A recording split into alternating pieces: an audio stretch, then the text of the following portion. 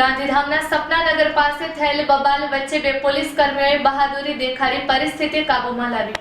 ગાંધીધામના સપનાનગર વિસ્તારમાં medical store પાસે થયેલી બોલાચાલી થોડા સમયમાં ઉગ્ર બની ગઈ હતી, જેના કારણે સ્થાનિકોમાં અફરાતફરીનો માહોલ સર્જાયો હતો। આ દરમિયાન સ્થળ પર હાજર પોલીસ કર્મીઓએ સમજદારી અને હિંમત દાખવી તાત્કાલિક સ્થિતિ સંભાળી લીધી હતી। બી ડિવિઝનના પોલીસ કર્મી ઈશ્વરસિંહ અને રવિભાઈએ ઝડપથી હસ્તક્ષેપ કરી ટોળાને શાંત પાડ્યું અને બંને પક્ષોને અલગ કર્યા હતા। ત્યારબાદ વધુ પોલીસ દળ સ્થળ પર પહોંચી સમગ્ર પરિસ્થિતિને સંપૂર્ણ રીતે નિયંત્રણમાં લીધી હતી। સમયસર પગલાં લેવાતા મોટો વિવાદ ટળી ગયો હતો।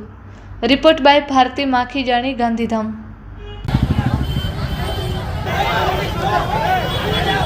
Thank you.